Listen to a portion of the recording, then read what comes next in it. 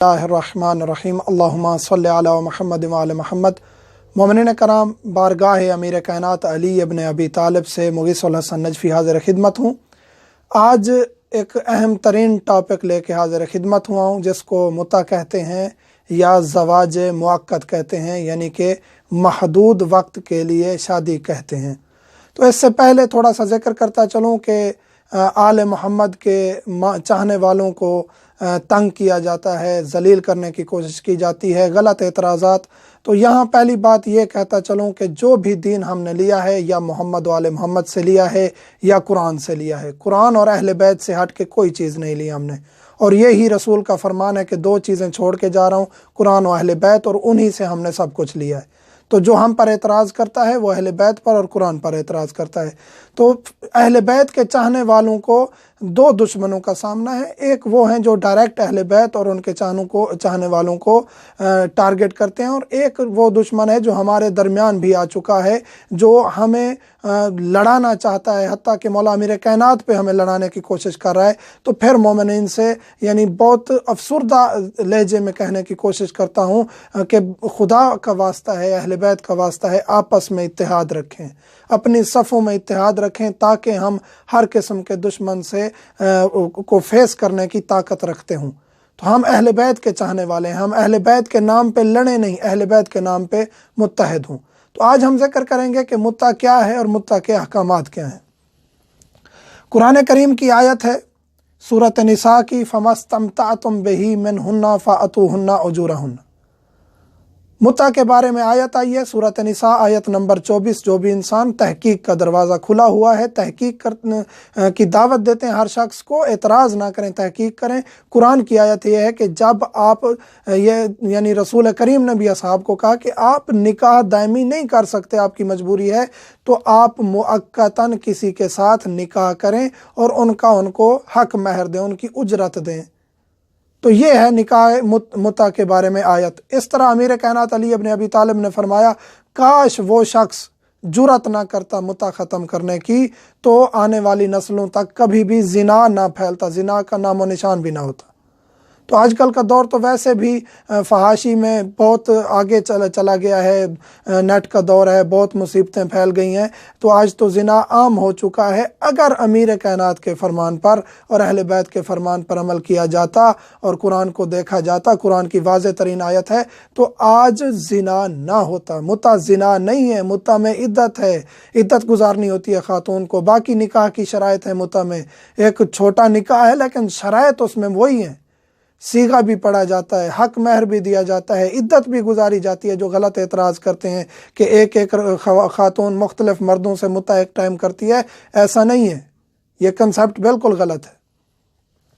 آیت قرآنی ہے، امیر کائنات کا فرمان ہے، متع باعث ثواب ہے، نکاح کی طرح ہے، مدت معین کریں، حق مہر دیں، اور عدت بھی ہے۔ یہ نکاح کی طرح ہے، جس طرح نکاح ایک خاتون کے ساتھ ہوتا ہے، اس کے والد کی اجازت ہوتی ہے، اگر وہ پہلے سے شادی شدہ نہیں ہے، دادا کی اجازت ضروری ہوتی ہے۔ متع میں بھی والد اور دادا کی اجازت ضروری ہے۔ اور ایک خاتون کے ساتھ یعنی ایک خاتون ایک وقت میں ایک مرد کے ساتھ متع کر سکتی ہے، دوسرے کے ساتھ اگر کرنا چاہتی ہے تو اس سے پیریڈ ختم ہوگا، اس کا جو مدت معین کی گئی ہے، اس کے بعد عدت گزارے گی، پھر کسی اور کے ساتھ متع میں جائے گی۔ حق مہر بھی دینا ہے، اس میں حق مہر بھی معین کرنا ہے، چاہے وہ چند پیسے ہوں، کوئی بھی چیز ہو، کوئی بھی نان و نفقہ کہہ دیں، کوئی بھی شرط رکھ سکتے ہیں۔ غیر شادی شدہ لڑکی کے والد کی اجازت ضروری ہے دوسرے نکاح کی طرح۔ ہاں، اگر طلاق یافتہ ہے یا بیوہ ہے تو اس کے ساتھ آپ ڈائریکٹ متع کر سکتے ہیں بغیر والد یا دادا کی اجازت کے، یا والد دادا فوت ہو چکے ہیں تو پھر بھی اس کے ساتھ۔ یہ نکاح کی شرائط ہیں، جس طرح نکاح میں ہے، یہ متع میں بھی وہی شرائط ہیں۔ کس کے ساتھ نکاح ہو سکتا ہے؟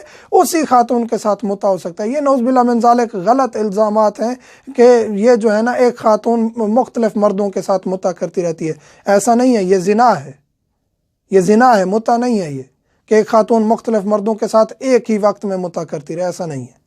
ہمارے ہاں تو نکاح کا کنسیپٹ، ہمارے ہاں تو طلاق کا کنسیپٹ بہت واضح ہے۔ یہ نہیں ہے کہ ہم 3 طلاقیں ایک ہی دفعہ دے دیں اور وہ طلاق ہو جاتی ہے۔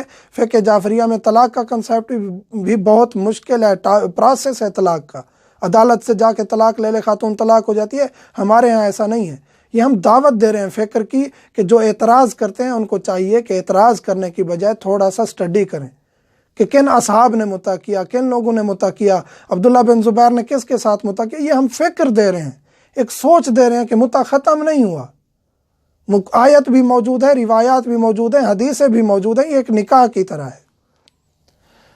اس میں صیغہ پڑھا جاتا ہے، یعنی طے کریں گے، جو لڑکا لڑکی متع کر رہے ہیں اس میں طے کریں گے، حق مہر معین کریں گے اور اپنا پیریڈ معین کریں گے، 1 دن، مہینہ، سال، 2 سال پیریڈ معین کر کے، حق مہر معین کر کے پھر صیغہ پڑھیں گے۔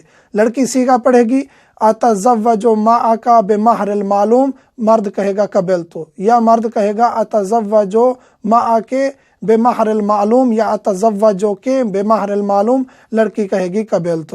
تو یہ صیغہ ہوتا ہے، نکاح بھی اسی طرح ہوتا ہے، متع بھی اسی طرح ہوتا ہے، صیغہ ہوتا ہے، ایجاب و قبول ہوتا ہے اور وہ میاں بیوی بن جاتے ہیں، اور ان میں گواہوں کی شرط نہیں ہے۔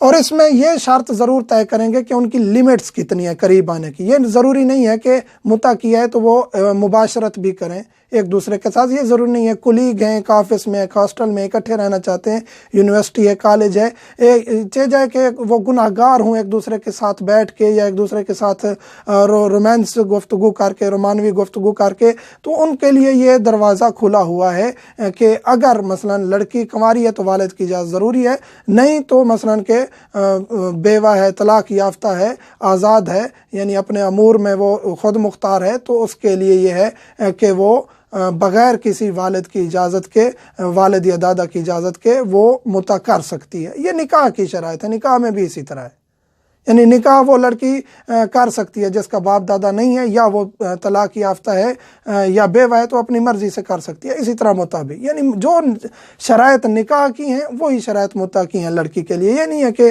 ایک لڑکی ایک ہی وقت میں مختلف مردوں سے متع کرتی رہے، ایسی بات غلط ہے اور یہ غلط الزام ہے۔ مرد کے لیے کیا ہے، ایک سے زیادہ متع کر سکتے ہیں، جس طرح شادی میں 4 سے زیادہ بیویاں نہیں رکھ سکتا، لیکن متع زیادہ خواتین سے کیا جا سکتا ہے، اور ایک ہی وقت میں مختلف خواتین سے، زیادہ خواتین سے متع کیا جا سکتا ہے۔ اور اگر اسی خاتون کے ساتھ متع دوبارہ کرنا چاہتا ہے، پیریڈ ختم ہو گیا یا پیریڈ معاف کر دیا ہے، تو عدت کے دوران بھی اسی خاتون، کیونکہ اس کی بیوی تھی اور اسی کی عدت میں تھی، تو اس کے دوران دوبارہ وہ اس کے ساتھ صیغہ پڑھ سکتا ہے۔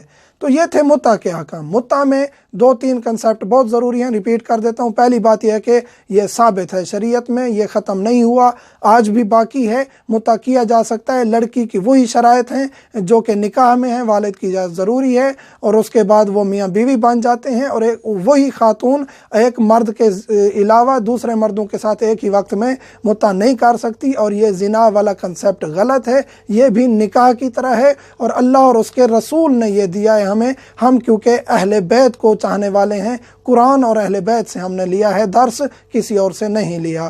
مومنین سے ملتمس ہوں، جو بھی سوالات ہیں یوٹیوب میں کمنٹس کریں، واٹس ایپ میں بہت سوالات آ جاتے ہیں، آج کل تاخیر کا سبب بن رہے ہیں، جس کی وجہ سے بہت زیادہ تاخیر ہو جاتی ہے، اور ہم انشاءاللہ کوشش کرتے ہیں جواب دینے کی، لیکن بہت ضروری مسئلہ ہو تو واٹس ایپ کریں، نہیں تو یوٹیوب پہ یا فیس بک پہ کمنٹس کریں۔ الحمدللہ۔